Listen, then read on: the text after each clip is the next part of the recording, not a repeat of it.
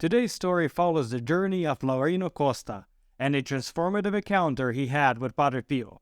When Laurino decided to confess to Padre Pio, he experienced an intense and life-changing encounter that would forever alter his faith and perception of the holy man. Stay tuned to hear the story. Welcome to our YouTube channel following Padre Pio, about the Capuchin friar, mystic and miracle worker whose intercession is still very powerful and active today. We publish videos and shorts 5 days a week, so follow us to find out more about the life of this fascinating saint, and you will be amazed at what Padre Pio can do for you, a family member, or a friend. Laurino Costa, an unemployed man living with his family in Padua, received a life-changing opportunity thanks to Padre Pio. He was offered the position of head chef at Casa, Sollievo della Sofferenza hospital in San Giovanni Rotondo. Laurino and his family relocated to San Giovanni and were grateful for the opportunity to live and work so close to Padre Pio. However, for some reason that he couldn't quite understand, Laurino began to have doubts about Padre Pio's holiness. He couldn't shake the doubts and began to question whether Padre Pio was truly a saint. The uncertainty tormented Laurino for 3 years, but he never talked about it, not even with his wife. One day Laurino decided to confess to Padre Pio, but as he approached him in the confessional, he was shocked to see a deep cross on Padre Pio's forehead. Blood was flowing from the wound, and Laurino was so scared that he called out to Padre Pio, but he received no response.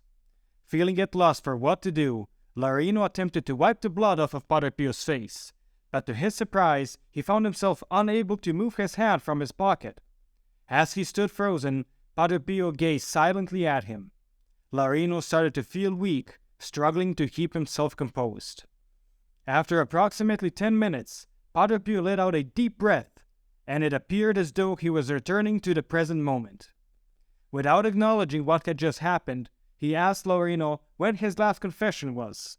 Laurino replied that it was 9 days ago, and to his surprise, Padre Pio began to speak of each sin he intended to confess. As soon as Padre Pio pronounced the words of absolution, the cross on his forehead began to disappear. But the experience was so intense for Laurino that he let out a cry when he left the confessional. Others waiting in line thought he had been scolded by Padre Pio. Laurino was overcome with emotion and cried for 3 days and 3 nights. Despite his attempts to control his emotions, he could not hold back his tears. He lost his appetite and struggled to sleep at night. The image of the bleeding cross on Padre Pio's forehead was imprinted in his mind and haunted him constantly. At the Casa Sollievo della Sofferenza, where Laurino worked, his supervisor noticed his changed behavior and spoke with him honestly. "You need to control yourself. You have a job to do here. You have a wife and children to think about. It's clear that you need to calm down and rest." Laurino desperately wanted to regain his peace of mind, but his experience with Padre Pio turned his world upside down. He decided to seek guidance from one of the Capuchin priests and spoke with Father Clemente about what had happened. Father Clemente didn't have an answer to why Padre Pio had revealed himself to Laurino in that way, but he advised him to speak directly to Padre Pio and ask for an explanation. Laurino followed Father Clemente's advice and made his way to the convent. But as he approached the door, he felt his courage wane and decided to turn back. He walked for some time, nearly reaching home, before ultimately deciding to give it one more try.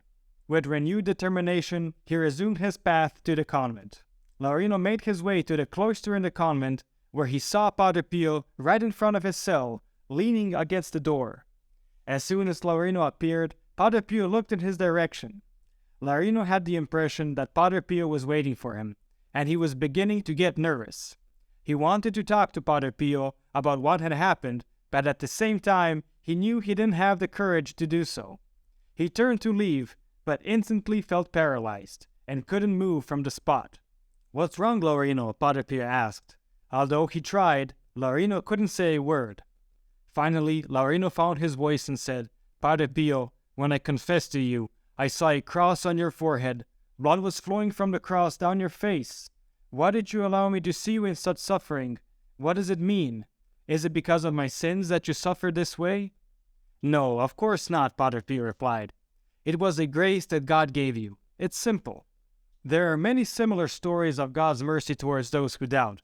In the 8th century, a priest in Lanciano, Italy, had doubts about the real presence of Christ in the Eucharist. When he said the words of consecration during Mass, he saw the bread and wine transform into real human flesh and blood.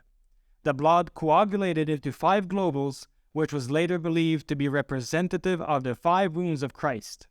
This reminds us how we should not doubt God, nor how he works through his saints. From that moment on, peace returned to Laurino's heart. He finally understood. God had given him that experience to dispel the doubts he had about Padre Pio's holiness. After that conversation, the doubts disappeared and never returned. Years after these events, Laurino informed Padre Pio that he intended to take a short vacation. "No, don't go," Padre Pio protested, but Laurino explained that he needed some time off. Padre Pio asked how many days he would be away, and Laurino replied about 7-8 days. However, Padre Pio was firm, 5 days and no more. Laurino agreed to the request, but he had no idea why Padre Pio insisted on such a short absence. It was only when he returned home that he discovered why Padre Pio had asked him to come back so soon.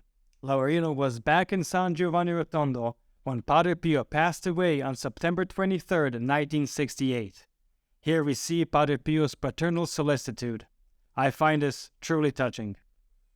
Thank you for listening. Please give our channel a boost by continuing to watch another video. This will help with the YouTube algorithm. I have recommended some videos especially chosen for you on the end screen. Or just click on one of the links in the description below for a full selection of great Padre Pio stories. We have a new playlist, Padre Pio Thought for the Day. Check it out.